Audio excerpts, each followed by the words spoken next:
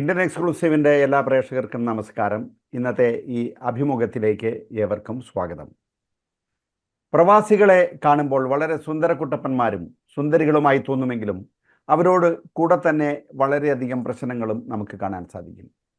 ഇന്നത്തെ ഈ അഭിമുഖത്തിൽ നാം പ്രതിപാദിക്കുന്നത് അവരുടെ ജീവിതത്തിലെ ഏതാനും ചില പ്രശ്ന പരിഹാരങ്ങളാണ്.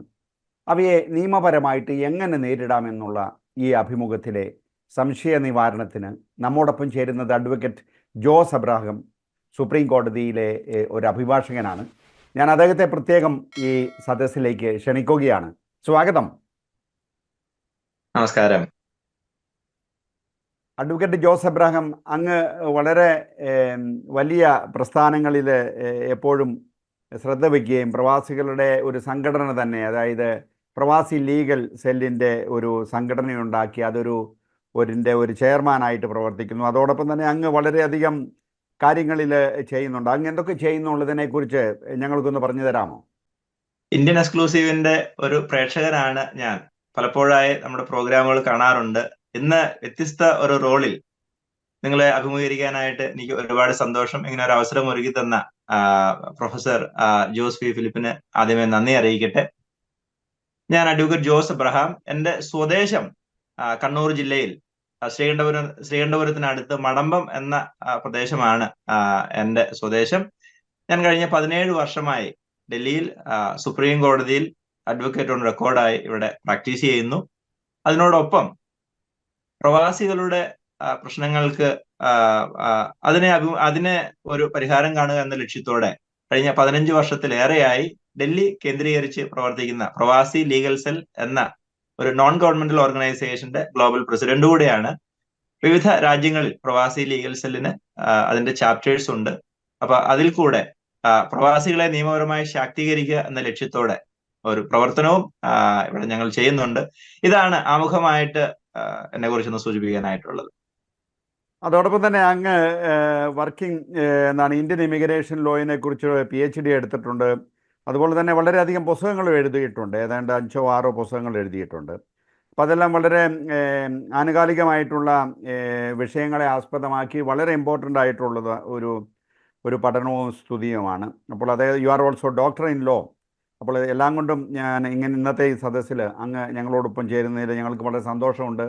പ്രത്യേകിച്ചും പിന്നെ അങ്ങ് എൻ്റെ നാട്ടുകാരൻ, കണ്ണൂർ മടമ്പം, അതുപോലെ തന്നെ പയ്യാവൂരിൽ നിന്നുള്ള ആ സ്ഥലം വളരെ അടുത്തുള്ളതായതുകൊണ്ട് അതിൽ കൂടുതൽ ഞാൻ സന്തോഷിക്കുന്നു.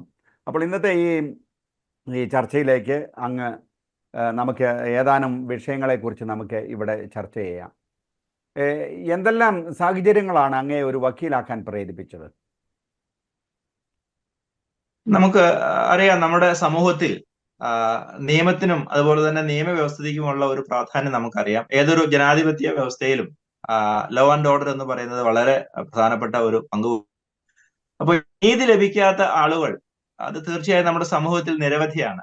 അപ്പൊ ഒരു അഭിഭാഷകനാകാനായിട്ടുള്ള ഒരു പ്രചോദനം എന്ന് പറയുന്നത് സാധാരണക്കാരായിട്ടുള്ള അല്ലെങ്കിൽ നീതി ലഭ്യം അല്ലാത്ത നീതി ലഭിക്കാനായിട്ട് ബുദ്ധിമുട്ടുള്ള സാധാരണക്കാരായ ആളുകൾക്ക് നീതി ലഭ്യമാക്കുക എന്നുള്ള ഒരു ചിന്തയുടെ അതിന്റെ ഒരു ഫലമായിട്ടാണ് ഇങ്ങനെ ഒരു പ്രൊഫഷനിലേക്ക് വരാനൊക്കെ ഉള്ള ഒരു സാഹചര്യം ഉണ്ട്. നമുക്കറിയാം, ഇന്നും ഈ സുപ്രീം കോടതി പോലെയുള്ള നിയമസ്ഥാപനങ്ങളിൽ നിന്ന് നീതി കിട്ടുക എന്നുള്ളത് നമ്മുടെ ഒരു രീതിയുടെ വളരെ എക്സ്പെൻസീവ് ആണ്. തീർച്ചയായും സാധാരണക്കാരുടെ ഇടയിൽ നിന്നും ഉയർന്നു വരുന്ന അഭിഭാഷകരുടെ ഒരു പ്രവർത്തനത്തിൽ കൂടെ നമ്മുടെ സാധാരണക്കാരായിട്ടുള്ള ആളുകളിലേക്ക് നീതി എത്തിച്ചേരുന്ന ഒരു സാഹചര്യം ഉണ്ടാവുള്ളൂ. തീർച്ചയായും നീതി സാധാരണക്കാരനെ ലഭ്യമാക്കുക എന്നുള്ള ഒരു ചിന്തയുടെ ഒക്കെ അടിസ്ഥാനത്തിലാണ് അതാണ് ഇങ്ങനെ ഒരു പ്രൊഫഷൻ തിരഞ്ഞെടുക്കാനായിട്ടുള്ള ഒരു ചിന്തയ്ക്കുള്ള ഒരു എന്ന് പറയുന്നത്.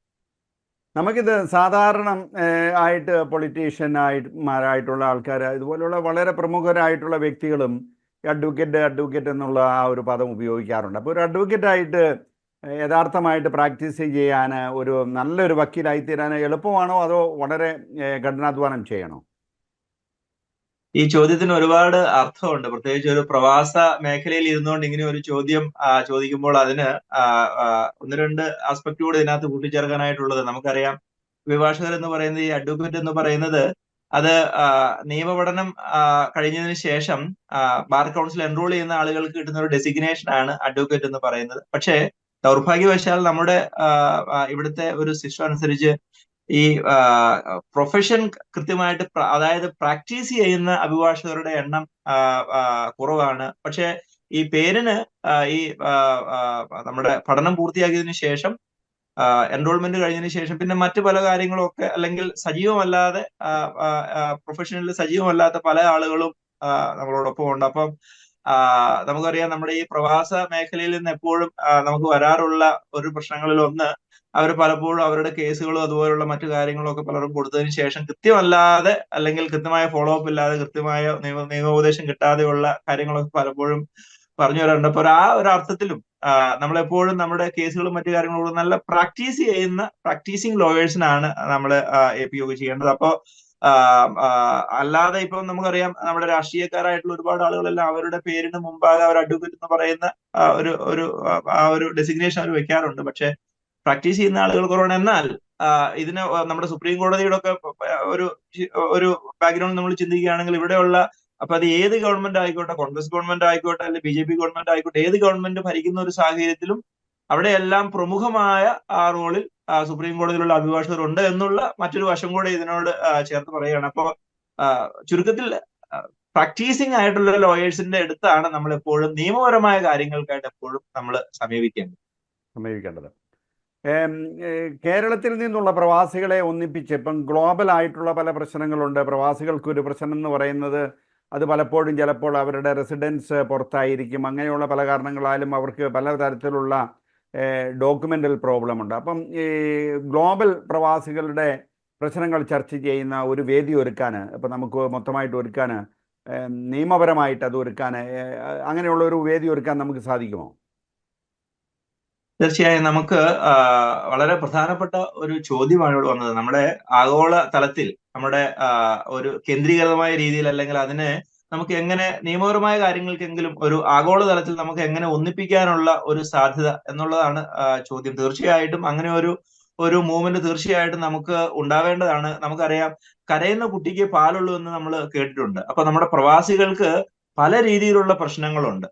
അത് ഇപ്പോ അമേരിക്കയിലുള്ള ഒരു പ്രവാസിയുടെ പ്രശ്നം, അത് മിഡിൽ ഈസ്റ്റിലുള്ള ഒരു പ്രവാസിയുടെ പ്രശ്നം, അല്ലെ യൂറോപ്പിലുള്ള പ്രവാസികളുടെ പ്രശ്നം, ഇതൊക്കെ വ്യത്യസ്തതയുണ്ടെങ്കിലും പ്രശ്നങ്ങൾ പലതും ഉണ്ട്. നമ്മുടെ ആമുഖത്തിൽ വളരെ മനോഹരമായിട്ട് തന്നെ അത് സൂചിപ്പിച്ചു. പ്രവാസികൾ എന്ന് കേൾക്കുമ്പോൾ സുന്ദരികളും സുന്ദരന്മാരൊക്കെ ആയിട്ടൊന്ന് തോന്നുമെങ്കിലും സ്ട്രഗിൾസ് ഒരുപാടുണ്ട്. അപ്പൊ അവരുടെയൊക്കെ പല രീതിയിലുള്ള പ്രശ്നങ്ങൾക്കും പരിഹാരം കാണുന്നതിനായിട്ട് ഒരു കേന്ദ്രീകൃതമായ ഒരു സംവിധാനമൊക്കെ ഉണ്ടെങ്കിൽ മാത്രമേ നമുക്ക് അതിന് കൂടുതലായിട്ടുള്ള പരിഹാരം കാണാനായിട്ട് സാധിക്കുകയുള്ളൂ. അപ്പോൾ ഇന്നല്ലെങ്കിൽ നാളെ ഇതുപോലെയുള്ള കേന്ദ്രീകൃതമായ ഒരു സംഘടനാ സംവിധാനമൊക്കെ നമുക്ക് ഉണ്ടെങ്കിൽ, അല്ലെങ്കിൽ ഇത്തരം കാര്യങ്ങളൊക്കെ നമുക്ക് നമ്മുടെ പാർലമെന്റിലും അതുപോലെ തന്നെ നമ്മുടെ ഭരണ ശിലാകേന്ദ്രങ്ങളിലൊക്കെ എത്തിക്കുന്ന ഒരു സാഹചര്യം നമുക്ക് പരിഹാരം കാണാനുള്ള സാധ്യത വളരെ കൂടുതലാണ്. നമുക്കറിയാം നമ്മുടെ മലയാളികൾ 4 പേര് ഉണ്ടെങ്കിൽ 5 സംഘടനകൾ ഉണ്ടാക്കുന്നു എന്നൊക്കെയുള്ള നമ്മൾ പറയാറുണ്ടെങ്കിൽ അതിനെ പോസിറ്റീവായിട്ട് നമുക്ക് കണ്ടാൽ നമ്മൾ വളരെ സംഘടനാപരമായിട്ട് ഇപ്പൊ കാര്യങ്ങൾ ചെയ്യാനും അത് സാമൂഹികപരമായാലും സാംസ്കാരികപരമായാലും മതപരമായാലും നമുക്ക് ഒരുപാട് സംഘടനകളൊക്കെ നമുക്കുണ്ട്. പക്ഷെ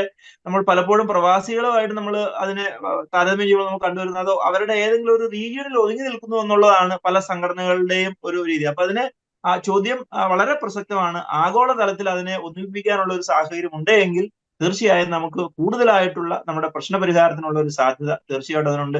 ഇന്ത്യൻ എക്സ്ക്ലൂസീവ് ആ ഒരു രീതിയിലുള്ള ഒരു തീർച്ചയായിട്ടും അതിന് മുൻകൈ എടുക്കണമെന്നുകൂടെ തീർച്ചയായിട്ടും ഈ ഒരു സമയത്ത് അഭ്യർത്ഥിക്കുകയാണ്. തീർച്ചയായിട്ടും സാമൂഹികവും പലരുടെയും പ്രശ്നങ്ങൾ വ്യത്യസ്തമാണ്. പക്ഷേ സമാനമായിട്ടുള്ള ചില പ്രശ്നങ്ങൾ അവരുടെ ജീവിത ബുദ്ധിമുട്ടുകളിൽ ഞങ്ങൾ എപ്പോഴും അവർക്ക് പിന്തുണയായിട്ട് നിൽക്കാറുണ്ട്. തീർച്ചയായിട്ടും ഈ പ്രവാസി സെല്ലുമായിട്ട് നമ്മൾ വീണ്ടും ഒരു കൈകൾ കോർത്ത് പിടിച്ച് അവരുടെ പിന്നിൽ ഉണ്ടായിരിക്കുമെന്നുള്ളത് ഒരു ഉറപ്പുള്ള കാര്യമാണ്. എന്തെല്ലാം കാര്യങ്ങളാണ്, വളരെ ചുരുങ്ങിയ ഒരു വിവരണം കൊടുത്താൽ മതി, പ്രവാസികൾക്ക് ഒത്തിരി പ്രശ്നമുണ്ട്, എന്തെല്ലാം നിയമപരമായിട്ടുള്ള പ്രധാനപ്പെട്ട പ്രശ്നങ്ങളാണ് പ്രവാസികളിൽ കണ്ടുവരുന്നത്? നമുക്ക് പ്രധാനമായും നമ്മുടെ പ്രവാസികളെ 2 കാറ്റഗറികൾ നമ്മൾ പെടുത്തുകയാണെങ്കിൽ മിഡിൽ ഈസ്റ്റിലുള്ള, അതായത് നമ്മുടെ ഗൾഫ് റീജിയനിലുള്ള പ്രവാസികൾക്ക് അവർക്ക് എപ്പോഴും കണ്ടുവരുന്ന ഏറ്റവും പ്രധാനപ്പെട്ട ഒരു പ്രശ്നം ഈ റിക്രൂട്ട്മെന്റുമായിട്ട് ബന്ധപ്പെട്ട പ്രശ്നങ്ങൾ കൂടാതെ അവര് വിദേശ രാജ്യത്ത് ഗൾഫ് കൺട്രീസിൽ എത്തുന്ന സാഹചര്യത്തിൽ അവർക്ക് അവിടെ പല രീതിയിലുള്ള ഈ തൊഴിൽപരമായ തർക്കങ്ങളും അതുപോലെ തന്നെ അവർക്ക് ശമ്പളം കിട്ടാതിരിക്കുക, അതുപോലെ തന്നെ പല രീതിയിലുള്ള പ്രശ്നങ്ങൾ നമ്മൾ മിഡിൽ ഈസ്റ്റിൽ കാണാറുണ്ട്. പക്ഷേ നമ്മൾ അതിനെ യൂറോപ്പിലേക്കോ അമേരിക്കയിലേക്കോ നോക്കുന്ന ഒരു സാഹചര്യത്തിൽ ഇതുപോലുള്ള തൊഴിൽ പ്രശ്നങ്ങൾ അല്ലെങ്കിൽ ഹ്യൂമൻ റൈറ്റ്സ് വയലേഷൻ നമുക്ക് അത്തരം പ്രശ്നങ്ങൾ അവിടെ കാണാറില്ല. അപ്പോ പ്രശ്നങ്ങൾ എല്ലാവർക്കും ഉണ്ട്, പക്ഷെ ആ പ്രശ്നങ്ങളുടെ നിറവും രീതിയും വ്യത്യാസം വരുന്നു എന്നുള്ളതാണ് അതിനകത്തുള്ള ഒരു കാരണം എന്ന് പറയുന്നത്. അപ്പൊ തൊഴിൽപരമായിട്ടുള്ള പ്രശ്നങ്ങൾ വളരെ കൂടുതൽ മിഡിൽ ഈസ്റ്റിൽ നമ്മൾ കണ്ടുവരാറുണ്ട്. പക്ഷേ അത് യൂറോപ്പിലേക്കും അമേരിക്കയിലേക്കും വരുമ്പോൾ അവർക്ക് അവിടെയുള്ള നിയമവ്യവസ്ഥയും അവിടെയുള്ള സാമൂഹിക സാഹചര്യങ്ങളൊക്കെ അല്ലെങ്കിൽ ഹ്യൂമൻ റൈറ്റ്സിന്റെ ഒക്കെ ഒരു കൺസെപ്റ്റ് ചില സ്ഥലങ്ങളിൽ വളരെ കൂടുതലായതിനാൽ അവർക്ക് അത്തരം പ്രശ്നങ്ങൾ അവിടെ ഉണ്ടാകുന്നില്ല. പക്ഷേ അവർക്ക് ഇപ്പൊ യൂറോപ്പിലേക്കും മറ്റുമൊക്കെ യാത്ര ചെയ്യുന്ന കുടിയേറുന്ന ആളുകളെ സംബന്ധിച്ച് അവർ അവിടുത്തെ സിറ്റിസൺഷിപ്പ് ഒക്കെ എടുക്കുന്ന ഒരു സാഹചര്യത്തിൽ അവർക്ക് ഇവിടെ പല രീതിയിലുള്ള പ്രശ്നങ്ങളും അവർക്ക് കണ്ടുവരാറുണ്ട്. അപ്പോ പ്രശ്നങ്ങൾ എല്ലാവർക്കും ഉണ്ട്, പക്ഷെ അതിന്റെ രീതി അതുപോലെ തന്നെ അതിന്റെ വ്യാപ്തിയും ഒക്കെ വ്യത്യാസപ്പെടുന്നു എന്നുള്ളതാണ് ഒരു വളരെ ചെറിയ വാക്കിൽ അതിനോടൊന്ന് റെസ്പോണ്ട് ചെയ്യാനായിട്ടുള്ളത്. അതായത് പിന്നെ വേറൊരു പ്രധാനപ്പെട്ട കാര്യം എന്ന് പറഞ്ഞാൽ ഒരു OC കാർഡ് ഹോൾഡേഴ്സ് എന്ന് പറഞ്ഞാൽ ഓവർസീസ് സിറ്റിസൺഷിപ്പ് ഓഫ് ഇന്ത്യ. അതായത് ഏകദേശം യൂറോപ്പ്, അമേരിക്ക, മറ്റുള്ള ഡെവലപ്ഡ് കൺട്രിയിൽ പോകുന്നവർക്ക് അവിടെ അഡ്വക്കേറ്റ് ജോസ് എബ്രഹാം പറഞ്ഞതുപോലെ അവിടെ സിറ്റിസൺഷിപ്പ് എടുക്കാം. അതൊരു പക്ഷേ അവരുടെ ആ ദൈനംദിന ആവശ്യത്തിന് വേണ്ടിയായിരിക്കും, ഒരു പക്ഷേ അവിടെ ഗവൺമെൻറ് ജോലികൾ കിട്ടാൻ വേണ്ടിയിട്ടായിരിക്കും, അതല്ലെങ്കിൽ അതുപോലുള്ള മറ്റുള്ള തക്കതായ കാരണങ്ങൾ കൊണ്ടാണ് അവരൊക്കെ ആ ഇന്ത്യൻ പാസ്പോർട്ട് ചിലപ്പോൾ ഉപേക്ഷിക്കുന്നത്. അപ്പോൾ അങ്ങനെയുള്ളവർക്ക് ഈ ഡബിൾ സിറ്റിസൺഷിപ്പ് എന്നുള്ളൊരു പ്രോജക്റ്റ് പണ്ട് മുതലേ അത് ശ്രീ വയലാർ രവി ആയിരുന്ന കാലഘട്ടം മുതൽ അത് ഉണ്ടായിരുന്നു. പക്ഷേ അത് കഴിഞ്ഞിട്ട് ഈ ഗവൺമെൻറ് വന്നപ്പോൾ അതിന് വളരെ ഇമ്പോർട്ടൻ്റ് കൊടുക്കാതെയും അതുപോലെയുള്ള പ്രവാസ മന്ത്രാലയം വരെയും അത് ഒന്നിച്ച് എക്സ്റ്റേണൽ മിനിസ്ട്രിയുടെ കീഴിലാക്കുകയൊക്കെയാണ് ചെയ്തിട്ടുള്ളത്. അപ്പോൾ ഈ കഴിഞ്ഞ ആഴ്ചകളിൽ നിങ്ങൾ പ്രവാസി ലീഗൽ സെല്ല് തന്നെ ഈ ഡബിൾ സിറ്റിസൺഷിപ്പിന് വേണ്ടിയിട്ടുള്ള ഒരു പ്രപ്പോസൽ നിങ്ങൾ ചേർത്തിരുന്നു. അതിനെക്കുറിച്ച് എന്തെല്ലാം കാര്യങ്ങളാണ് അതിന് ചെയ്യേണ്ടതുള്ളത് ഡബിൾ സിറ്റിസൺഷിപ്പ് കിട്ടുവാൻ? അപ്പോൾ അതിനുള്ള പ്രധാനപ്പെട്ട തടസ്സങ്ങൾ എന്താണ് എന്നൊക്കെ ഒന്ന് ഹ്രസ്വമായിട്ട് പറയാമോ? യൂറോപ്പിലും അമേരിക്കയിലും ഒക്കെയുള്ള നമ്മുടെ പ്രവാസികളുടെ വലിയ ഒരു ആവശ്യമാണ് ഡുവൽ സിറ്റിസൺഷിപ്പ്, ഇരട്ട പൗരത്വം കിട്ടുക എന്നുള്ളത്. നമുക്കറിയാം, മിഡിൽ ഈസ്റ്റിലേക്കൊക്കെ പോകുന്ന സമയത്ത് അവിടെ 30-40 വർഷം ജോലി ചെയ്തതിനു ശേഷം അവർ ഇവിടെ നാട്ടിലേക്ക് തിരിച്ചു വരുന്ന ഒരു സാഹചര്യമാണ്. അവിടെ ഒരിക്കലും സിറ്റിസൺഷിപ്പ് കൊടുക്കുന്ന ഒരു സാഹചര്യം മിഡിൽ ഈസ്റ്റിലില്ല. പക്ഷേ യൂറോപ്പിലും അമേരിക്കയിലും ഒക്കെ അവിടെ 5-6 വർഷം അല്ലെങ്കിൽ 10 വർഷമൊക്കെ ചെലവഴിക്കുന്ന ഒരു സാഹചര്യത്തിൽ അവിടുത്തെ സിറ്റിസൺഷിപ്പ് കൊടുക്കുന്ന ഒരു സാഹചര്യത്തിൽ നമ്മുടെ ആളുകൾ അവിടുത്തെ സിറ്റിസൺഷിപ്പ് എടുക്കുന്നു. അപ്പൊ നിലവിൽ നമ്മുടെ ഭരണഘടന അനുസരിച്ചും Indian citizenship act 1955 1955 citizenship act അനുസരിച്ച് നമ്മുടെ രാജ്യത്ത് നിലവിലുള്ള ഒരു അവസ്ഥ എന്ന് പറയുന്നത് അത് സിംഗിൾ സിറ്റിസൺഷിപ്പ് ആണ്. എന്ന് പറഞ്ഞാൽ ഇന്ത്യൻ പൗരൻ വിദേശ രാജ്യത്തെ ഏതെങ്കിലും ഒരു പൗരത്വം എടുക്കുന്ന ഒരു സാഹചര്യത്തിൽ ഇന്ത്യൻ സിറ്റിസൺ അല്ലാതായി മാറുന്നു. അതാണ് നമ്മുടെ നിലവിലുള്ള ഒരു സാഹചര്യം എന്ന് പറയുന്നത്. നമുക്കറിയാം, നമ്മുടെ ഭരണഘടന നിലവിൽ വന്നത് 1947 നമുക്ക് സ്വാതന്ത്ര്യം കിട്ടി. അതിനുശേഷം 9 നമ്മുടെ ഭരണഘടന വരുന്നു. അന്നുള്ള ഒരു സാഹചര്യം ഇന്നത്തെ ഒരു സാഹചര്യം നമ്മൾ എടുക്കുകയാണെങ്കിൽ ഒരുപാട് വ്യത്യാസമുണ്ട്. അപ്പോ അന്നുള്ള ഈ സിറ്റിസൺഷിപ്പിന്റെ കാര്യത്തിൽ, പൗരത്വത്തിന്റെ കാര്യത്തിൽ അന്നുള്ള സാഹചര്യം എന്താണോ അതാണ് ഇന്നും നമ്മൾ തുടർന്നുകൊണ്ടിരിക്കുന്നത്. നമുക്കറിയാം, നമ്മുടെ ഈ കുടിയേറ്റം അത് വിദേശ രാജ്യത്തേക്കുള്ള ഒരു കുടിയേറ്റം അത് ഗൾഫിലേക്ക് ഇനീഷ്യലി വന്നു. അതിനുശേഷം അമേരിക്കയിലേക്കും യൂറോപ്പിലേക്കും ഒക്കെ 80കളിലും 90കളിലും ഒക്കെ വ്യാപകമായി കുടിയേറുന്ന സാഹചര്യം ഉണ്ടായി. അപ്പൊ നമ്മുടെ ആളുകൾ അവിടെ സിറ്റിസൺഷിപ്പ് എടുക്കുന്ന ഒരു സാഹചര്യം ഉണ്ടായി. 2000-ന് ശേഷമുള്ള ഒരു സാഹചര്യം എന്ന് പറയുന്നത് ഇന്ത്യ ഒരു വേൾഡ് ശക്തിയായിട്ട്, ഒരു സൂപ്പർ പവർ ആയിട്ട് മാറുന്നു എന്നൊക്കെയാണ് നമ്മൾ കാണുന്നത്. അല്ലെങ്കിൽ വരും വർഷങ്ങളിൽ അങ്ങനെ ആകുമെന്ന് നമ്മൾ കരുതുന്ന ഒരു സാഹചര്യത്തിൽ വീണ്ടും വ്യാപകമായി നമ്മുടെ ആളുകൾ വിദേശ രാജ്യത്തെ പൗരത്വം സ്വീകരിക്കുന്ന ഒരു സാഹചര്യത്തിൽ തീർച്ചയായും നമ്മൾ ഡുവൽ സിറ്റിസൺഷിപ്പ് എന്ന് പറയുന്ന ഈ ഒരു പ്രോസസ്സിലേക്ക് തീർച്ചയായിട്ടും നമ്മൾ വരേണ്ടതാണ്. അതുകൊണ്ട് നമ്മുടെ ആളുകൾക്കും അത് വലിയൊരു ആനുകൂല്യമാണ്, അവർക്കൊരു സഹായമാണ്. അതുപോലെ തന്നെ അത് ഇന്ത്യക്കും അത് വലിയ സാമ്പത്തികപരമായാലും ഏത് രീതിയിലായാലും അത് വലിയൊരു മുതൽക്കൂട്ടായിരിക്കും. തീർച്ചയായും അതിനുള്ള ചർച്ചകൾ അത് വ്യത്യസ്ത രീതിയിൽ അത് നടക്കുന്നു. അതിനകത്ത് ഒരുപാട് രീതിയിലുള്ള കൺസൾട്ടേഷനുകളും ഒരുപാട് നിയമപരമായി നമ്മുടെ ഭരണഘടന ഉൾപ്പെടെയുള്ള അമെൻമെന്റ് അതിൽ വരേണ്ട ഒരു സാഹചര്യം ഉള്ളതുകൊണ്ടാണ് അതിൽ സമയമെടുക്കുന്നത്. തീർച്ചയായും നമ്മൾ നേരത്തെ ഇവിടെ സൂചിപ്പിച്ചു, നമ്മുടെ പ്രവാസികളുടെ ആവശ്യം നേടിയെടുക്കാനായിട്ട് പ്രവാസികളാണ് തീർച്ചയായിട്ടും ഇത്തരം കാര്യങ്ങളിലൊക്കെ മുമ്പോട്ട് വരേണ്ടത്. നമുക്കറിയാം, നമ്മുടെ ഇവിടുത്തെ ഒരു നിയമവ്യവസ്ഥ അനുസരിച്ച് രാഷ്ട്രീയ പാർട്ടികളാണ് ഒരു ഭരണഘടന ഭേദഗതിയും അതുപോലെ തന്നെ നിയമം ഒക്കെ കൊണ്ടുവരുന്നത്. ആരാണോ അധികാരത്തിലുള്ളത് അവരാണ് അതിനുള്ള നടപടികളുമായിട്ട് മുമ്പോട്ട് വരേണ്ടത്.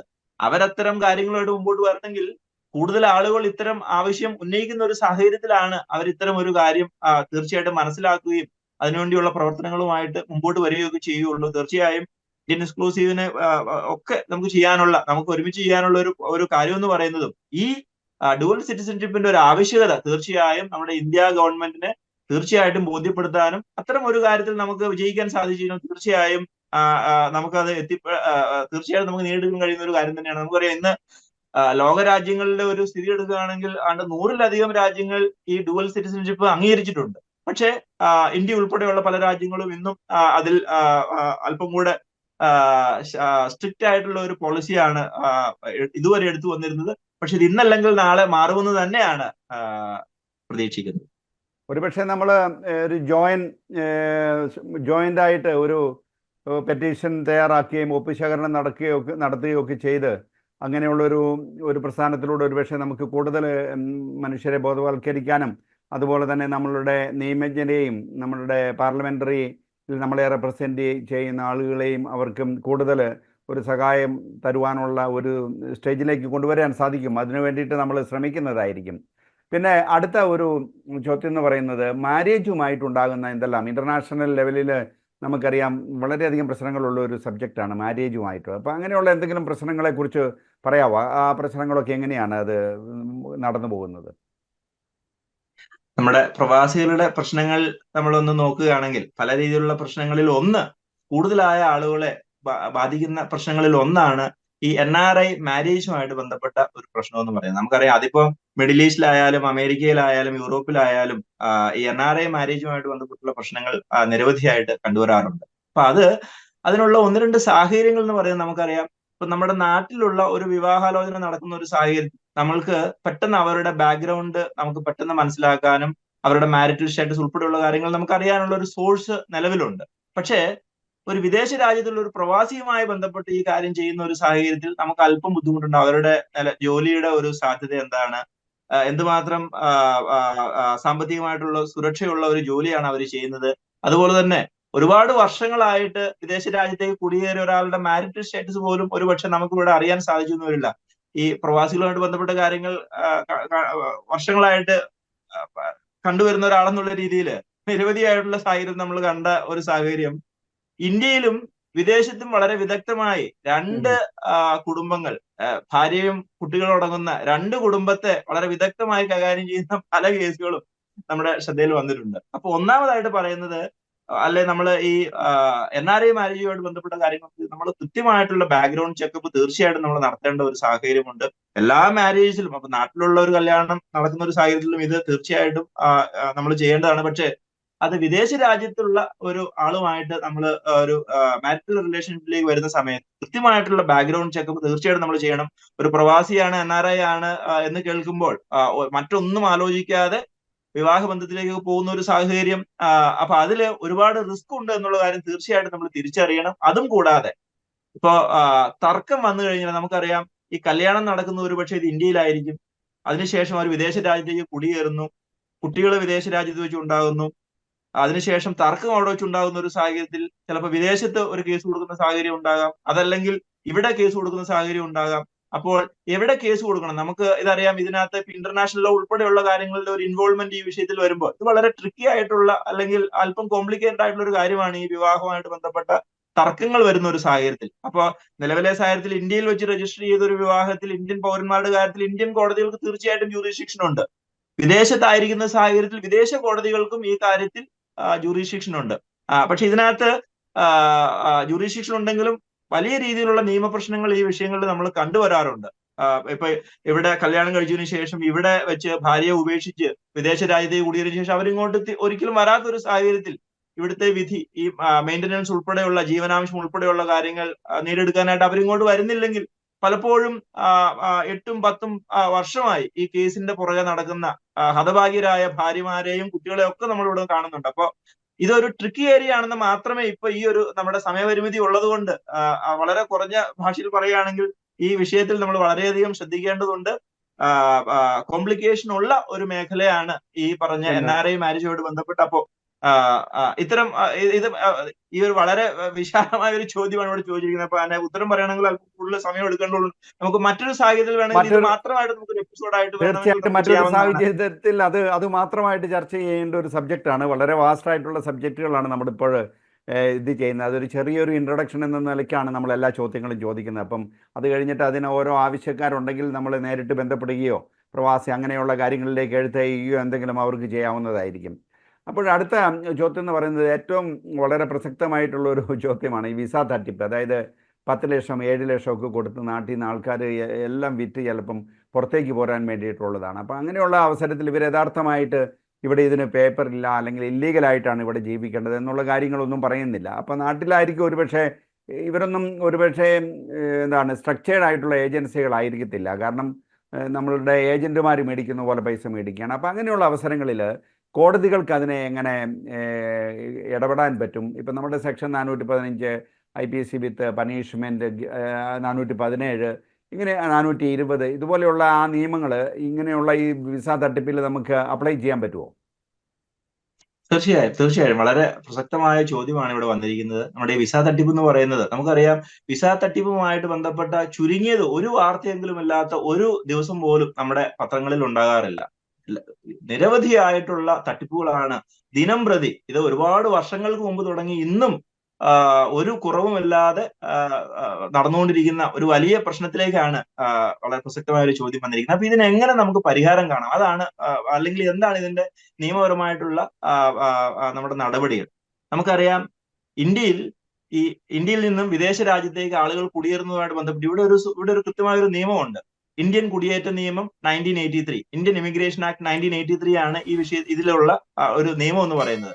ദൗർഭാഗ്യവശാൽ ഈ നിയമം ഇതിന്റെ ഇംപ്ലിമെന്റേഷൻ വളരെ പൂറാണ്. വളരെ മോശം രീതിയിലാണ് ഈ ഒരു നിയമത്തിന്റെ ഇംപ്ലിമെന്റേഷൻ നമ്മുടെ രാജ്യത്ത് നടപ്പിലാക്കുന്നത്. അതാണ് ഈ റിക്രൂട്ട്മെന്റ് ഏജൻസികൾ യാതൊരു രീതിയിലുള്ള ഒരു നിയന്ത്രണവുമില്ലാതെ ആളുകളെ പറ്റിക്കുകയും മറ്റു കാര്യങ്ങളൊക്കെ ചെയ്യുന്നതിന്റെ ഒരു അടിസ്ഥാനപരമായ കാരണം എന്ന് പറയുന്നത് ഈ ഒരു നിയമവും ഈ നിയമത്തിന്റെ ഇംപ്ലിമെന്റേഷനിലുള്ള ഒരു കുറവും, അതുപോലെ തന്നെ ഈ നിയമത്തെക്കുറിച്ച് ആളുകൾക്കുള്ള അവർക്ക് അറിവില്ല. ഈ നിയമം അനുസരിച്ച് എല്ലാ റിക്രൂട്ട്മെന്റ് ഏജൻസികളും കൃത്യമായി പ്രൊട്ടക്ടർ ജനറൽ ഓഫ് എമിഗ്രൻസ് എന്ന് പറയുന്ന ഡൽഹി കേന്ദ്രീകൃതമായിട്ട് പ്രവർത്തിക്കുന്ന വിദേശ മന്ത്രാലയത്തിന് കീഴിലുള്ള ഈ പ്രൊട്ടക്ടർ ജനറൽ ഓഫ് എമിഗ്രൻസ് എന്ന് പറയുന്ന അതോറിറ്റിയിൽ രജിസ്റ്റർ ചെയ്യേണ്ടതാണ്. അങ്ങനെ രജിസ്റ്റർ ചെയ്ത ഏജൻസികൾക്ക് മാത്രമേ വിദേശ രാജ്യത്തേക്ക് ആളുകളെ കൊണ്ടുപോകാനായിട്ട് സാധിക്കുകയുള്ളൂ. അതും കൂടാതെ ഈ പ്രൊട്ടക്ടർ ജനറൽ ഓഫ് എമിഗ്രൻസ് എന്ന് പറയുന്ന ഡൽഹി ആസ്ഥാനമായി പ്രവർത്തിക്കുന്ന ഈ ഉദ്യോഗസ്ഥന്റെ കീഴിൽ രാജ്യത്തിന്റെ വിവിധ ഭാഗങ്ങളിൽ പ്രൊട്ടക്ടേഴ്സ് ഓഫ് എമിഗ്രൻസ് എന്ന് പറയുന്ന അതോറിറ്റിയും പ്രവർത്തിക്കുന്നു. അപ്പൊ നമ്മുടെ കേരളത്തിൽ പ്രവാസികളുടെ എണ്ണം വളരെ കൂടുതലായുണ്ട്. തിരുവനന്തപുരത്തും കൊച്ചിയിലും ഉൾപ്പെടെ ഈ 2 സ്ഥലത്തും പ്രൊട്ടക്ടേഴ്സ് ഓഫ് എമിഗ്രൻസ് ഉണ്ട്. അപ്പോ ഏതെങ്കിലും രീതിയിലുള്ള പരാതികൾ റിക്രൂട്ട്മെന്റ് ഏജൻസിയുമായിട്ട് ബന്ധപ്പെട്ട് അത് കൂടിയ തുക കമ്മീഷനായിട്ട് മേടിക്കുന്ന സാഹചര്യമാകാം, അല്ലെങ്കിൽ വിദേശ രാജ്യത്തേക്ക് കുടിയേറുന്നതുമായിട്ട് ബന്ധപ്പെട്ട് അവിടെ ചെന്നതിന് ശേഷം നമ്മൾക്ക് എവിടെ നിന്ന് പറഞ്ഞ ജോലി ആയിരിക്കില്ല കിട്ടുക, അതല്ലെങ്കിൽ മറ്റേതെങ്കിലും രീതിയിലുള്ള കബളിപ്പിക്കൽ ഉണ്ടായി കഴിഞ്ഞാൽ കൃത്യമായും ഈ അതോറിറ്റിയിലാണ്, ഈ പ്രൊട്ടക്ടർ ജനറൽ ഓഫ് എമിഗ്രൻസ് അല്ലെങ്കിൽ പ്രൊട്ടക്ടേഴ്സ് ഓഫ് എമിഗ്രൻസ്, ഈ അതോറിറ്റിയിലാണ് തീർച്ചയായിട്ടും നമ്മൾ ആദ്യത്തെ ഇതിൽ പരാതി കൊടുക്കുന്നത്. അവരാണ് ഇതിന്റെ ഫസ്റ്റ് അതോറിറ്റി എന്ന് പറയുന്നത്. അപ്പൊ പലരും ഈ അതോറിറ്റിയെ കുറിച്ച് ഇപ്പോഴും അറിയാത്ത സാഹചര്യമുണ്ട്. പലരും പോലീസിനെയാണ് പലപ്പോഴും ഈ വിഷയങ്ങളിലൊക്കെ സമീപിക്കുക. പോലീസ് ഈ വിഷയത്തിൽ പലപ്പോഴും എന്താ പറയാ, ഈ പൈസ വാങ്ങിയിരിക്കുന്ന ആള് വിദേശത്തായിരിക്കും, അല്ലെങ്കിൽ ഇന്ത്യയുടെ കേരളത്തിലായിരിക്കും, മറ്റ് സംസ്ഥാനങ്ങളിലൊക്കെയാണ്. അപ്പൊ നിങ്ങൾ അവിടെ പോയി കേസ് കൊടുക്കും എന്നൊക്കെ പറഞ്ഞുകൊണ്ട് പോലീസ് കേസ് രജിസ്റ്റർ ചെയ്യാത്ത സാഹചര്യം ഒക്കെ പലപ്പോഴും കണ്ടുവരാറുണ്ട്. ഇവിടെ പറഞ്ഞ പോലെ 420 എന്ന് പറയുന്ന ചീറ്റിംഗ്, അതാണ് ഇതിനകത്തുള്ള ബേസിക്കലി നടക്കുന്നത്. തീർച്ചയായിട്ടും പോലീസ് ഇതിനകത്ത് കേസ് രജിസ്റ്റർ ചെയ്യുകയും നടപടി സ്വീകരിക്കുകയും ഒക്കെ ചെയ്യേണ്ടതാണ്. പക്ഷേ പലപ്പോഴും പോലീസ് ഈ വിഷയത്തിൽ വളരെ ലാഘവത്തോടെയാണ് കാര്യങ്ങൾ കണ്ടുവരാറുള്ളത്. പക്ഷെ ഇന്ന് കേസുകളുടെ എണ്ണമൊക്കെ കൂടി വരുന്നുണ്ട്. പക്ഷെ എങ്കിൽ കൂടെയും നമ്മൾ കൃത്യമായിട്ട് മനസ്സിലാക്കിയിരിക്കുക, നമ്മൾ വിദേശ രാജ്യത്തേക്ക് തൊഴിൽ തേടി പോകുന്ന ഒരു സാഹചര്യത്തിൽ ആരെങ്കിലും ഒരു ഓഫറുമായിട്ട് വരുന്ന സമയത്ത് ഏജൻസി രജിസ്റ്റേർഡ് ആണോ എന്നുള്ള കാര്യം നമുക്ക് ഈ പ്രൊട്ടക്ടേഴ്സ് ഓഫ് എമിഗ്രൻസിന്റെ ഓൺലൈൻ പോർട്ടലിൽ നോക്കിക്കഴിഞ്ഞാൽ നമുക്കറിയാം. കേരളത്തിൽ നമ്മളെ സംബന്ധിച്ച് നമുക്ക് നോർക്കയും ഉള്ളതുകൊണ്ട് നോർക്കയിൽ ഒരു കോൾ വിളിച്ചു കഴിഞ്ഞാൽ തീർച്ചയായിട്ടും നമുക്ക് അറിയാൻ സാധിക്കും ഈ ഏജൻസി രജിസ്റ്റേർഡ് ആണോ, ഇവരുടെ രജിസ്ട്രേഷൻ നമ്പർ എന്താണ്, ഇവര് പ്രോപ്പർ ആണോ എന്നുള്ള കാര്യമൊക്കെ നമുക്കറിയാം. പലപ്പോഴും നമ്മൾ കണ്ടുവരുന്ന ഒരു കാര്യം, നമുക്കൊരു വിദേശത്ത് ഒരു തൊഴിലുണ്ടെന്ന് പറയുമ്പോൾ നമ്മൾ ആരോടും ആലോചിക്കാതെ വളരെ രഹസ്യാത്മകതയോടെ ഈ പറഞ്ഞ കാശ് കൊടുക്കുകയും പറ്റിക്കപ്പെട്ടതിന് ശേഷമാണ് നമ്മൾ പുറത്തു പോലും പറയുന്ന ഒരു സാഹചര്യം ഉണ്ടാകുന്നത്. അപ്പൊ അത് ഒഴിവാക്കി ഈ ഒരു വിഷയത്തിൽ നമുക്കറിയാം, വിദേശത്ത് ഒരു തൊഴിൽ എന്ന് പറയുന്നത് വളരെ രസകരമായ, വളരെ ഇൻട്രസ്റ്റിംഗ് ആയിട്ട് നമുക്ക് തോന്നുമെങ്കിലും വലിയ റിസ്ക് ഈ വിഷയത്തിലുണ്ട്. നിയമപരമായ പ്രോസസ്സിൽ കൂടെ മാത്രമേ നമ്മൾ തീർച്ചയായിട്ടും പോകാൻ പാടുള്ളൂ. അങ്ങനെ നിയമത്തിന്റെ ആ പ്രോസസ്സിൽ കൂടെ പോകുന്ന സമയത്ത് നമുക്ക് എന്തെങ്കിലും ബുദ്ധിമുട്ടുണ്ടായാൽ അതിന് പരിഹാരത്തിനും കൃത്യമായ ഒരു വ്യവസ്ഥയും പ്രൊവിഷനും ഒക്കെ ഉണ്ട്. പക്ഷെ ഇതിന്റെ ഇംപ്ലിമെന്റേഷൻ ഇന്നും കൃത്യത അല്ലാത്തത് കൊണ്ടാണ് വ്യാപകമായിട്ടുള്ള പരാതികൾ ഈ വിഷയത്തിൽ നമ്മൾ കണ്ടുവരുന്നത്. തീർച്ചയായിട്ടും ഒരു വലിയ കാര്യമാണ് അങ്ങ് പറഞ്ഞിരിക്കുന്നത്. അപ്പോൾ ഇങ്ങനെയുള്ള അവസരങ്ങളിൽ പലപ്പോഴും ഈ നാട്ടിൽ നിന്നുള്ള ആവശ്യക്കാർ തന്നെയാണ്, അവർ ഇതിൻ്റെ സോഴ്സുകളൊന്നും അംഗീകരിക്കുന്നില്ല. എങ്ങനെയാലും അവരുടെ കുട്ടികളെ അല്ലെങ്കിൽ അവരുടെ ബന്ധുക്കാരെ ഈ യൂറോപ്പിൽ എത്തിക്കുക അല്ലെങ്കിൽ ഏതെങ്കിലും രാജ്യത്ത് എത്തിക്കുക എന്നുള്ളത് പലപ്പോഴും നമ്മൾ അവരോട് ഇത് പറയുമ്പോൾ അപ്പോൾ നമുക്കുള്ള ഒരു തടസ്സം നമ്മൾ അവരോട് പറയുകയാണെന്നാണ് അവർ ചിന്തിക്കുന്നത്. പലപ്പോഴും അതിൻ്റെ ആ ദൂഷ്യവശങ്ങളെക്കുറിച്ച് അവർ കാര്യമായിട്ട് കണക്കാക്കുന്നില്ല. അപ്പം അങ്ങ് പറഞ്ഞ പ്രൊട്ടക്ഷൻ ജനറൽ അത് പിന്നെ കേരളത്തിലുണ്ട്. അപ്പോൾ അവരുടെ നമ്പറുണ്ട്. അപ്പോൾ അവരെ നമ്മൾ റിപ്പോർട്ട് ചെയ്യുക എന്നുള്ളതാണ്. തീർച്ചയായിട്ടും വളരെ നന്ദി അങ്ങേക്ക് ഈ ഒരു മറുപടി തന്നതിന്. നമ്മൾ പലപ്പോഴും ഇത് എന്നോടൊരു വ്യക്തി പറഞ്ഞതാണ്, പലപ്പോഴും ഇവിടെ നിന്നൊക്കെ നാട്ടിൽ പോകുമ്പോൾ അവർക്ക് സ്വർണ്ണങ്ങൾ കൊടുത്തു വിടാറുണ്ട്. അതായത് സ്വർണം, ഈ ഒരു പാക്കറ്റ് സ്വർണം അവിടെ കൊണ്ട് കൊടുത്തു കഴിയുമ്പോൾ അവർക്ക് അതിൻ്റെ വരുമാനം എന്തെങ്കിലും കിട്ടും. അത് ഇവർക്ക് എന്തെങ്കിലും തുച്ഛമായിട്ടുള്ള ഈ യാത്രക്കാർക്ക് കൊടുക്കുന്നതായിരിക്കും. അങ്ങനെ എയർപോർട്ടിൽ ചിലപ്പോൾ പിടിക്കപ്പെട്ടാൽ ഈ കൊണ്ടുപോകുന്ന ആൾക്ക് വരുന്ന എന്തെങ്കിലും ബുദ്ധിമുട്ടുകളുണ്ടോ? അയാൾ ഒരു പ്രാവശ്യം അയാളെ പിടിച്ചു, അപ്പോൾ എങ്ങനെയാണ് തീർച്ചയായും ഇനിയും അദ്ദേഹം ഇന്ത്യയിൽ പോകുമ്പോൾ അദ്ദേഹത്തെ നോട്ട് ചെയ്യപ്പെടുമോ എന്നുള്ളൊരു ചോദ്യമുണ്ട്. അപ്പോൾ അതിന് എന്താണ് നമുക്ക് പറയാൻ പറ്റുന്നത്? നമുക്കറിയാം, നമ്മുടെ കസ്റ്റംസ് ആക്ടുമായിട്ട് ബന്ധപ്പെട്ട ഒരു പ്രസക്തമായ ചോദ്യമാണ് ഇവിടെ വന്നിരിക്കുന്നത്. അപ്പോൾ നമ്മുടെ കസ്റ്റംസ് ആക്ട് അനുസരിച്ച് നമുക്ക് വിദേശ രാജ്യത്ത് നിന്ന് സാധനങ്ങൾ ഇന്ത്യയിലേക്ക് കൊണ്ടുവരുന്നതിന്, ആ സാധനങ്ങൾ ഏത് രീതിയിലും ആയിക്കോട്ടെ, ഇലക്ട്രോണിക് ആയിക്കോട്ടെ, ഗോൾഡ് ഉൾപ്പെടെയുള്ള കാര്യങ്ങളായിക്കോട്ടെ, അല്ലെങ്കിൽ പണം, അതൊക്കെ വിദേശത്ത് നിന്ന് ഇങ്ങോട്ട് കൊണ്ടുവരുന്നതിനും ഇവിടുന്ന് വിദേശത്തേക്ക് കൊണ്ടുവരുന്നതിനും പരിമിതികളുണ്ട്. പക്ഷെ നമ്മുടെ ചോദ്യം സ്വർണവുമായിട്ട് ബന്ധപ്പെട്ടാണ്. നമുക്കറിയാം, ഈ സ്വർണ്ണ കള്ളക്കടത്ത് എന്ന് പറയുന്ന ഒരു കാര്യം നമ്മുടെ കേരളം ഉൾപ്പെടെയുള്ള സ്ഥലത്ത് വളരെ വ്യാപകമായിട്ട് കഴിഞ്ഞ കുറെ നാളുകളായിട്ട് വലിയ ചർച്ച നടന്നുകൊണ്ടിരിക്കുന്ന ഒരു പ്രശ്നമുള്ള ഒരു കാര്യം കൂടിയാണ്. അപ്പോ ഇതിന്റെ നിയമപരമായ പൊസിഷൻ എന്താന്ന് വെച്ചാല്, ഗോൾഡ് ഇവിടേക്ക് കൊണ്ടുവരിക എന്നുള്ളത് അപ്പൊ അത് രണ്ട് രീതിയിൽ കൊണ്ടുവരാം. ഒന്നിപ്പോ നമ്മുടെ ചോദ്യത്തിൽ പറഞ്ഞത് ആരെങ്കിലും കുറച്ച് കൂടുതൽ സ്വർണം ശരീരത്തിൽ ഇട്ടുകൊണ്ട് വരുന്ന ഒരു സാഹചര്യം, അത് ഒരു രീതി.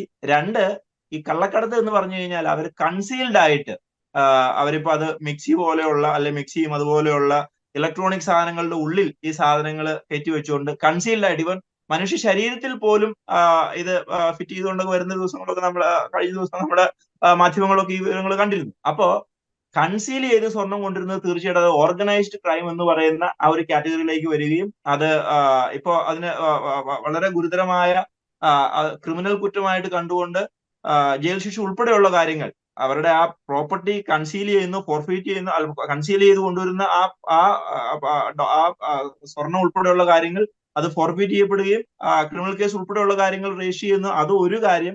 രണ്ടാമത്, നമ്മൾ അളവിൽ കൂടുതലാണ് നമ്മുടെ ശരീരത്തിൽ പോലും നമ്മൾ ഈ സ്വർണം ഇട്ടുകൊണ്ട് വരുന്ന ഒരു സാഹചര്യം ഉണ്ടാകുന്നതെങ്കിൽ അത് എയർപോർട്ടിലുള്ള കസ്റ്റംസ് അത് നോട്ട് ചെയ്ത് കഴിഞ്ഞു കഴിഞ്ഞാൽ അവർക്ക് അതിൽ അതിന്റെ കസ്റ്റംസ് ഡ്യൂട്ടി അടയ്ക്കാൻ അവർ പറയും. അതായത് ഇപ്പം ഓരോ സമയത്തും ഈ കൊണ്ടുവരുന്ന അത് പൈസ ആയാലും അല്ലെങ്കിൽ സാധനങ്ങളായാലും അതിന്റെ ഒരു നോട്ടിഫിക്കേഷൻ എപ്പോഴും ഗവൺമെന്റ് അത് കൊണ്ടുവരാറുണ്ട്. അപ്പോൾ ഓരോ സമയത്തും നമ്മളിത് കൊണ്ടുവരുന്ന സാഹചര്യത്തിൽ വിലയേറിയ ഇലക്ട്രോണിക് സാധനങ്ങൾ കൊണ്ടുവരികയാണെങ്കിൽ നമ്മൾ നോക്കണം ഇതിന്റെ ടോട്ടൽ വാല്യൂ എത്രയാണ്, ഇതിന്റെ റിസീറ്റ് ഒക്കെ കൊണ്ടുവരുന്ന ഒരു സാഹചര്യം തീർച്ചയായിട്ടും നമ്മൾ ശ്രദ്ധിക്കണം. അപ്പോൾ അളവിൽ കൂടുതൽ നമ്മൾ കൊണ്ടുവരുന്ന ഒരു സാഹചര്യം ഉണ്ടെങ്കിൽ, അത് നമ്മൾ ഡിക്ലെയർ ചെയ്ത് കൊണ്ടുവരുന്ന സാഹചര്യമാണെങ്കിൽ അതിന് നമ്മൾ അതിന്റെ കസ്റ്റംസ് ഡ്യൂട്ടി അടച്ചാൽ മതിയാവും. ഇതിനോടൊപ്പം ഒരു കാര്യം കൂടെ ചേർത്ത് പറഞ്ഞുകൊള്ളട്ടെ, നമ്മൾ ഇവിടുന്ന് നമ്മുടെ നാട്ടിൽ നിന്ന് വിദേശത്തേക്ക് പോകുന്ന സാഹചര്യത്തിൽ നമ്മൾ പലപ്പോഴും ഈ ആയുർവേദ മരുന്ന് ഉൾപ്പെടെയുള്ള കാര്യങ്ങൾ അല്ലെങ്കിൽ അതുപോലുള്ള സാധനങ്ങളൊക്കെ നമ്മൾ വിദേശ രാജ്യത്തേക്ക് കൊണ്ടുവരുന്ന സാഹചര്യത്തിൽ പലരും പ്രത്യേകിച്ച് മിഡിൽ ഈസ്റ്റിലൊക്കെ ഉള്ള സ്ഥലത്ത് വെച്ച് അവരെ അറസ്റ്റ് ചെയ്യുകയും അവര് വിദേശ രാജ്യത്ത് എത്തിയ ഉടനെ അവരുടെ എയർപോർട്ടിൽ നിന്ന് അവരെ അറസ്റ്റ് ചെയ്യുകയും ജയിലിലേക്ക് പോകുന്ന സാഹചര്യം ഉണ്ടായിട്ടുണ്ട്. അപ്പൊ അവിടെ നമ്മൾ മനസ്സിലാക്കേണ്ടത് ഈ ആയുർവേദ മരുന്ന് ഉൾപ്പെടെയുള്ള മരുന്നുകളുടെ എല്ലാം ഒരു കണ്ടന്റ് എന്ന് പറയുന്നത് കൂടുതലായിട്ട് വരുന്ന ഒരു കാര്യം അത് ആൽക്കഹോളിക് ആണ്. അപ്പൊ ഈ രാജ്യങ്ങളിലൊക്കെ ഈ ആൽക്കഹോൾ ഈ രീതിയിൽ നിരോധിച്ച സ്ഥലങ്ങളിൽ അവര് ഇത്തരം കാര്യങ്ങൾ കൊണ്ടുവരുമ്പോൾ ഈ എന്താ പറയാ പ്രിസ്ക്രിപ്ഷൻ ഇല്ലാത്ത മെഡിസിൻസ്, അത് ആയുർവേദ മരുന്നുകൾ കൂടുതലായിട്ട് കണ്ടുവരാറുണ്ട്. ഈവൻ അലോപ്പത്തിക് മെഡിസിൻ ആണെങ്കിൽ പോലും നമ്മൾ വിദേശ രാജ്യത്തേക്ക് പോകുന്ന സാഹചര്യത്തിൽ മെഡിസിൻ കൊണ്ടുപോകുന്ന സാഹചര്യം ഉണ്ടെങ്കിൽ അതിന് കൃത്യമായ പ്രിസ്ക്രിപ്ഷൻ തീർച്ചയായിട്ടും നമ്മൾ കരുതുക എന്നുള്ള കാര്യം തീർച്ചയായിട്ടും ഓർത്തു വെക്കണം. അതല്ലെങ്കിൽ വിദേശ രാജ്യത്ത് നമ്മൾ ചെല്ലുന്ന സമയത്ത് അനാവശ്യമായിട്ടുള്ള കോംപ്ലിക്കേഷൻസിൽ നമ്മൾ പെടാനുള്ള ഒരു സാഹചര്യമുണ്ട്. ഒറ്റൊരു ചെറിയ കാര്യം കൂടി ഇതിനോട് ചേർത്ത് പറഞ്ഞുകൊള്ളട്ടെ. നമ്മൾ ഈ വിദേശ രാജ്യത്തേക്ക് പോകുന്ന സമയത്ത്, നമ്മൾ എയർപോർട്ടിലേക്ക് പോകുന്ന സാഹചര്യത്തിൽ പലപ്പോഴും നമ്മുടെ സുഹൃത്തുക്കളും ഒക്കെ നമ്മളോട് പറയാറുണ്ട്, ഈ ഒരു സാധനം, ഈ ഒരു കുപ്പി അച്ചാറ് അല്ലെങ്കിൽ ഇതുപോലുള്ള സാധനങ്ങൾ നിങ്ങൾ കൊണ്ടുവരണമെന്ന് പറഞ്ഞ് പലപ്പോഴും കൊണ്ടുവരുന്ന റിക്വസ്റ്റ് ചെയ്യുന്ന സാഹചര്യമൊക്കെ ഇതിനകത്ത് വളരെ ഗുരുതരമായ പ്രശ്നങ്ങൾ ഈ അടുത്തിടെ നമ്മൾ കണ്ടു. അതായത് ഇതിനകത്തൊക്കെ ഒളിപ്പിച്ചു വെച്ചിരിക്കുന്ന കഞ്ചാവ് ഉൾപ്പെടെയുള്ള കാര്യങ്ങളാണ് ഇതിനകത്ത് തരുന്നത്. നമ്മുടെ അടുത്ത സുഹൃത്തുക്കളും അല്ലെ അതുപോലുള്ള ആളുകളൊക്കെയാണ് നമ്മളെ പലപ്പോഴും ഈ കാര്യത്തിൽ നമ്മളെ വഞ്ചിക്കുന്നത്. അപ്പൊ ചോദ്യം കസ്റ്റംസുമായിട്ട് ബന്ധപ്പെട്ട കാര്യമായതുകൊണ്ട് തീർച്ചയായും നമുക്ക് ഉറപ്പില്ലാത്ത ഒരു സാധനങ്ങളും, പ്രത്യേകിച്ച് ലാസ്റ്റ് മിനിറ്റിൽ ഇങ്ങനെയുള്ള ആര് പറഞ്ഞാലും ഒരു കാരണവശാലും നമ്മൾ ചെയ്യരുത് എന്നുകൂടെ ഈ ഒരു സമയത്ത് നമ്മുടെ പ്രേക്ഷകരുടെ അറിവിലേക്കായിട്ടൊന്ന് സൂചിപ്പിച്ചുകൊള്ളാം. തീർച്ചയായിട്ടും ഓരോരുത്തരും അവരവരുടെ സുരക്ഷതയും അവർക്ക് അറിയാവുന്ന വിശ്വാസവും ഒക്കെ മനസ്സിലാക്കി, ഇപ്പോൾ എത്ര വിശ്വസിച്ചാലും ഒരുപക്ഷെ നമ്മൾ അവരുടെ സാമ്പത്തിക ലാഭത്തിന് വേണ്ടി നമ്മളോട് അവർ തുറന്നു പറയണമെന്നില്ല. അപ്പോൾ അതുകൊണ്ട് അത് കാര്യങ്ങളിൽ ശ്രദ്ധിക്കേണ്ടതാണ്. അടുത്തത് വളരെ ഒരു ചെറിയ ക്വസ്റ്റ്യനാണ്, അത് വളരെ ബ്രീഫായിട്ട് അങ്ങോട്ട് പറയാൻ ഞാൻ താല്പര്യപ്പെടുകയാണ്. അതായത് നവമാധ്യമങ്ങളിലൂടെ ഇപ്പം നമ്മൾ ഫേസ്ബുക്ക്, ഇൻസ്റ്റഗ്രാം അതുപോലെയുള്ള എല്ലാ വിധത്തിലുള്ള മാധ്യമങ്ങളിലൂടെ സാധാരണ നടക്കുന്നതാണ് ഒരു ഡിഫമേഷൻ, മാനഭംഗപ്പെടുത്തുക, അതുപോലെ തന്നെ കലൂന്യ, അതുപോലെയുള്ള കാര്യങ്ങൾ. അപ്പോൾ അങ്ങനെ നടത്തുമ്പോൾ അയാൾ വേറെ ഏതെങ്കിലും ഒരു രാജ്യത്ത് ഇരുന്നുകൊണ്ടാണ് ഈ പണി ചെയ്യുന്നതെങ്കിൽ അതിനെ നമുക്ക് ഇന്ത്യയിൽ അല്ലെങ്കിൽ എങ്ങനെയാണ് അതിനെ നേരിടാൻ കഴിയുന്നത്? വളരെ ട്രിക്കി ആയിട്ടുള്ള ഒരു ചോദ്യമാണ്.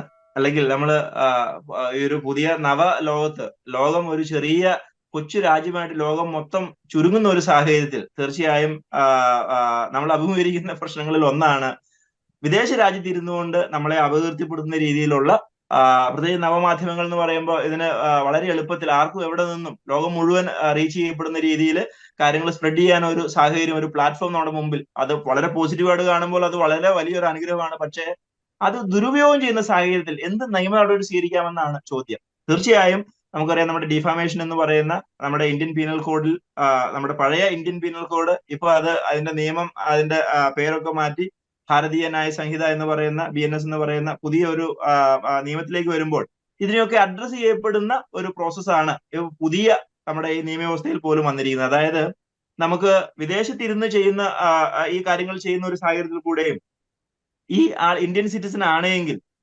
തീർച്ചയായും ഇന്ത്യൻ സിറ്റിസൺ ആണ്. അതുപോലെ ഇതിനകത്ത് ഉപയോഗിക്കുന്ന ഭാഷ, ഇതിനകത്ത് ഉപയോഗിക്കുന്ന ഈ ഡിഫാമേഷന് ആധാരമാക്കപ്പെടുന്ന വ്യക്തിയും അതുപോലെ തന്നെ ഇതിന്റെ സാഹചര്യങ്ങളൊക്കെ ഇന്ത്യയായിട്ട് ബന്ധപ്പെട്ട കാര്യങ്ങളാണെങ്കിൽ തീർച്ചയായിട്ടും കേസ് ഇന്ത്യയിൽ രജിസ്റ്റർ ചെയ്യാനുള്ള സാഹചര്യമുണ്ട്. തീർച്ചയായും നിലവിലെ നിയമം അനുസരിച്ച് രണ്ട് രീതിയിൽ, അതായത് സിവിൽ റോങ് ആയിട്ടും ക്രിമിനൽ ആസ്പെക്റ്റിലും ഈ രണ്ട് രീതിയിലും ഡിഫാമേഷനെ നമുക്ക് പ്രോസസ് ചെയ്യാം. കോമ്പൻസേഷൻ സിവിൽ നിയമം അനുസരിച്ച് കോമ്പൻസേഷനും അത് ക്രിമിനൽ നിയമം അനുസരിച്ച് ജയിൽ ശിക്ഷ ഉൾപ്പെടെയുള്ള കാര്യങ്ങൾ ഈ വിഷയത്തിൽ കിട്ടും. പലതും ഇത് അറിയാതെ ഒന്നും ചെയ്യാൻ എന്നെ പിടിക്കാൻ കഴിയില്ല, ഞാൻ വിദേശത്തിരുന്ന് ഇതൊക്കെ ചെയ്തു കഴിഞ്ഞാൽ ഒരു പ്രശ്നം ഉണ്ടായില്ല എന്നൊക്കെ വിചാരിച്ചാണ് പലരും ഇത് ചെയ്യാറുള്ളത്. പക്ഷെ തീർച്ചയായും അറിഞ്ഞിരിക്കുക, നമ്മൾ മറ്റൊരാളുടെ സൽപ്പേരിനെ കളങ്കപ്പെടുന്ന രീതിയിൽ ഏതെങ്കിലും രീതിയിലുള്ള കാര്യങ്ങൾ ചെയ്തു കഴിഞ്ഞാൽ കൃത്യമായ നിയമ നടപടി സ്വീകരിക്കാനുള്ള വ്യവസ്ഥയുണ്ട്. അത് ചെയ്തു കഴിഞ്ഞു കഴിഞ്ഞാൽ കൃത്യമായ കോമ്പൻസേഷനും പണിഷ്മെന്റും ഉൾപ്പെടെയുള്ള കാര്യങ്ങൾ ഇവിടുത്തെ നിയമവ്യവസ്ഥ അനുസരിച്ച് അതിനുള്ള സാഹചര്യം നിലവിൽ ഉണ്ട്. തീർച്ചയായിട്ടും നല്ല ഒരു മറുപടിയാണ് അങ്ങ് തന്നത്. അപ്പോൾ ലോകത്തിൻ്റെ എവിടെ ഇരുന്ന് ആളറിയാതെ ഒരാളെ നമുക്ക് മാനഭംഗപ്പെടുത്താമെന്ന് കരുതി കഴിഞ്ഞാൽ അത് അയാളിലേക്ക് വരുവാനുള്ള എല്ലാ സാധ്യതകളുമുണ്ട്. അതെല്ലാം സൂക്ഷിച്ച് കൈകാര്യം ചെയ്ത് കഴിഞ്ഞാൽ മാന്യമായിട്ട് നമുക്ക് ഈ സമൂഹത്തിൽ ജീവിക്കാം. ഇന്നത്തെ ഈ അഭിമുഖം നമുക്കെല്ലാവർക്കും പ്രചോദനം നൽകുന്ന ഒരു എപ്പിസോഡായിരുന്നു. തിരക്കുകൾക്കിടയിൽ നമ്മോടൊപ്പം സമയം പങ്കിടാൻ സന്മനസ് കാണിച്ച അഡ്വക്കേറ്റ് ജോസ് അബ്രാഹിമിന് ഞാൻ പ്രത്യേകം നന്ദി പറയുകയാണ്. പ്രവാസ ലീഗൽ സെല്ല് നിങ്ങൾക്കെല്ലാവർക്കും ഉപകാരപ്പെടട്ടെ. നിങ്ങളുടെ നിയമപരമായ ആവശ്യങ്ങൾക്ക് ബന്ധപ്പെടുക. അതോടൊപ്പം നിയമപീഠത്തിൽ അഡ്വക്കേറ്റ് ജോസ് അബ്രാഹിം ഉയരങ്ങളിൽ എത്തിച്ചേരട്ടെ. ഞങ്ങളെ ശ്രവിച്ച എല്ലാവർക്കും നന്ദി രേഖപ്പെടുത്തിക്കൊണ്ട് ഈ അഭിമുഖം ഇവിടെ തീരുകയാണ്. നന്ദി, നമസ്കാരം. നന്ദി.